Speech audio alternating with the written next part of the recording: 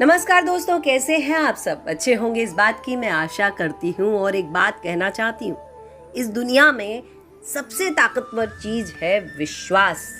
तो आइए हम खुद पर विश्वास करते हैं कि यह जो काल आया है, इस काल ने जो समस्याएं हमारे सामने खड़ी कर दी हैं, इन सब समस्याओं से हम लड़ लेंगे, इन्हें छोड़ देंगे, इन्हें तोड़ देंगे, इन्हें निकाल देंगे अपनी दुनिया से बाहर और पूरी वसुधा को सुंदर, स्वच्छ, वही सुमधुर वसुधा बना लेंगे। तैयार हैं आप सब?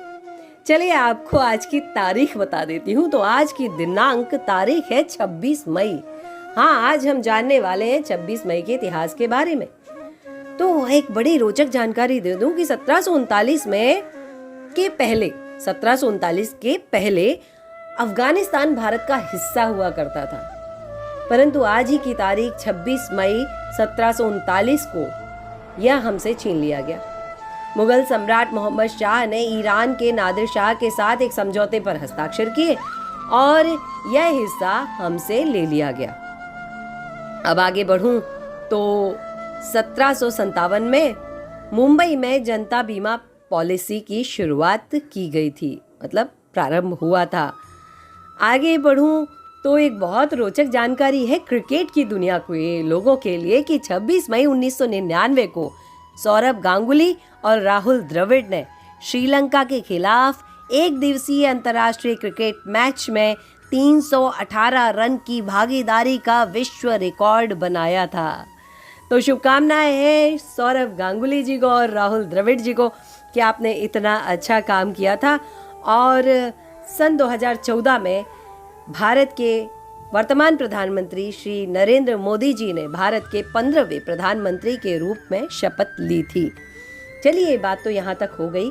अब मैं चर्चा करना चाहती हूँ उस संस्था के बारे में जिस संस्था को हर तकनीकीविद, हर इंजीनियर प्यार करता है। यह संस्था है ISRO, Indian space research organisation. और आज मैं इनके बारे में इसलिए बात करना चाहती हूँ क्योंकि 26 मई सन 1999 को इसरो ने भारत का गौरव बढ़ाया था। कैसे गौरव बढ़ाया था? तो भारत ने जर्मनी, दक्षिणी कोरिया के 3 उपग्रहों को सफलतापूर्वक अंतरिक्ष की कक्षा में स्थापित किया था। अब ये काम तो हम करते ही हैं, इसमें नया क्या है? तो बात ये है, जो अंतरिक्ष की मजबूती एक शक्ति के रूप में उभरने का जो काल था वह यही था। इसके पहले लोग हमें ऐसे ही समझते थे, अमेरिका और रूस जैसे देशों का दबदबा बना था।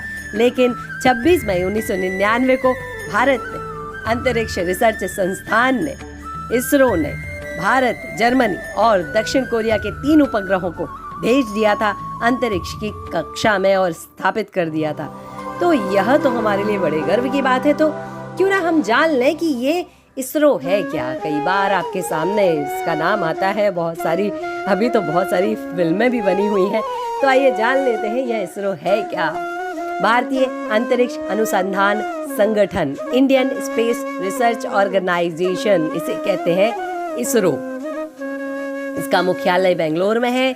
17,000 कर्मचारी और वैज्ञानिक कार्यरत है। संस्थान भारत के लिए अंतरिक्ष संबंधी तकनीकी उपलब्ध कराते हैं। उपग्रह, प्रमोचक, यान, परिज्ञापी रॉकेट और भू प्रणालियों का विकास इस सब में शामिल है। इसकी स्थापना हुई थी 15 अगस्त 1969 को। अंतरिक्ष अनुसंधान के लिए भारतीय राष्ट्रीय समिति, यह नाम पहला दिया गया था इनकोस्पार, उसके बाद में नाम बदल दिया गया इसरो। भारत का पहला उपग्रह आर्यभट्ट 19 अप्रैल 1975 को सोवियत संघ द्वारा छोड़ा गया था और इसका नाम रखा था महान गणतज्ञ आर्यभट्ट के नाम पर। परंतु 5 दिन बाद इसने काम करना बंद कर दिया। फिर भी यह हमारे लिए उपलब्धि थी। अब आपको बता दूं कि पहला जो उपग्रह हमने छोड़ा था उसके लिए बड़ी मेहनत करनी पड़ी थी। साइकिल से, बैलगाड़ी से ले जाकर उसके बाद में इसे लॉन्च किया गया था। चलिए आगे बढ़ती हूँ। 7 जून 1969 को भारत का दूसरा उपग्रह भास्कर 445 किलो का था, पृथ्वी की कक्षा में स्थापित किया गया। 1980 में रोहिणी भारत में निर्मित प्रक्षेपण यान SLV-3 बन गया, जिसे कक्षा में स्थापित किया गया था। यह पहला भारत में निर्मित प्रक्षेपण यान था। इसरो ने इसके बाद 2 अन्य रॉकेट विकसित किए, ध्रुवीय उपग्रह प्रक्षेपण यान, और इन सभी को शुरू करने के लिए PSLV जिसे कहते हैं भूस्थिर कक्षा में रखने के लिए ध्रुवीय कक्षाओं के लिए GSLV और PSLV की स्थापना की गई। भूस्थिर उपग्रह प्रक्षेपण यान और ध्रुवीय उपग्रह प्रक्षेपण यान, ये रॉकेट कई संचार उपग्रहों और पृथ्वी के अवलोकन, गगन, IRNS तरह से सैटेलाइट नेविगेशन सिस्टम जिसे हम कहते हैं, इस तरह से इन्हें तैनात किया गया था। 2014 में इसरो ने सफलतापूर्वक GSAT-14 का GSLV D5 प्रक्षेपण एक स्वदेशी क्रायोजेनिक इंजन का प्रयोग करके किया था। इसरो एक ऐसा नाम जिसने ढेर सारे अच्छे काम किए, और उस सब में एक बड़ा काम था 22 अक्टूबर 2008 को चंद्रयान 1 जिसे चंद्रमा की परिक्रमा की। इसके बाद में तो आप सबने वह फिल्म देखी ही है। 24 सितंबर 2014 को मंगल ग्रह की परिक्रमा करने वाला मंगलयान भेजा और सफलतापूर्वक मंगल ग्रह की कक्षा में प्रवेश किया, और इस प्रकार भारत अपने ही प्रयास से, वह भी प्रथम प्रयास से, पहले प्रयास से सफल होने वाला पहला राष्ट्र बना।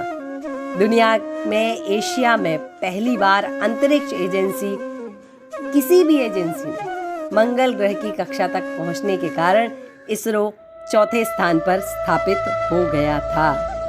इसके बाद GSLV Mk3 के भारी उपग्रह ULV एक बार पुनः प्रयोज्य प्रक्षेपण यान, मानव अंतरिक्ष यान, आगे चंद्र, कितने सारे काम हैं, सौर मिशन अंतरिक्ष यान आदि काम यह कर रहे हैं। इसरो को शांति, निशस्त्रीकरण और विकास के लिए 2014 के इंदिरा गांधी पुरस्कार से सम्मानित किया गया। मंगलयान के सफल प्रक्षेपण के लगभग 1 साल बाद 29 सितंबर 2015 को एस्ट्रोसैट के रूप में भारत की पहली अंतरिक्ष वेधशाला स्थापित की गई। जून 2016 तक इसरो लगभग 20 अलग अलग देशों के 57 उपग्रहों को लॉन्च कर चुका है, और इसके बाद उसे जो कीमत मिली वह 10 करोड़ अमेरिकी डॉलर कमाए। एक जानकारी आपको दे दूं कि इसरो जो है उसे सरकार की तरफ से अनुदान जो प्राप्त होता है उससे कहीं अधिक वह स्वयं बना लेता है, कमा लेता है। इंडियन स्पेस रिसर्च ऑर्गेनाइजेशन के सभी वैज्ञानिकों को, या इन्हें कहूँ अंतरिक्ष के सैनिकों को, हम सभी प्रणाम करते हैं, क्योंकि आपके कारण हम अपने देश की रक्षा करने में भी सफल होते हैं, और साथ ही हमारे देश का नाम भी ऊंचा होता है, हमें भी गौरव मिलता है। इस सब के लिए यह जो संस्था है वह सदा ही मदद करती रहती है, सहायता करती रहती है, और हर एक काम के लिए इनका समर्पण किस तरह का होता है यह तो हम जानते हैं। क्योंकि हम जानते हैं कि भारत में उस काल में भी धन की कमी ही रही है, और उसके बावजूद अगर इन लोगों ने इतना कुछ कर दिया है और आज भी ये करते जा रहे हैं, हमारे गौरव को, हमारे गर्व को, हमारी गरिमा को हर बार एक पायदान ऊंचा चढ़ा देते हैं। प्रणाम करती हूँ। और एक बात बता दूं, मिशन मंगल अगर नहीं देखी है तो बड़ा अच्छा समय है, देख लीजिए, पता पड़ जाएगा कि इसरो है क्या। अद्भुत फिल्म का यह प्यारा सा गीत, इस प्यारे से गीत की कुछ पंक्तियां मैं आपके बीच छोड़कर आपसे आज विदा लेती हूँ। फिर मुलाकात होगी कल 27 मई के इतिहास के बारे में। तब तक के लिए आज्ञा दीजिए अपनी इस रेडियो दोस्त विधि प्रवीण जैन को। नमस्कार, प्रणाम, लेकिन आप खुश रहेंगे इस बात का वादा लेकर जा रही हूँ। नमस्कार।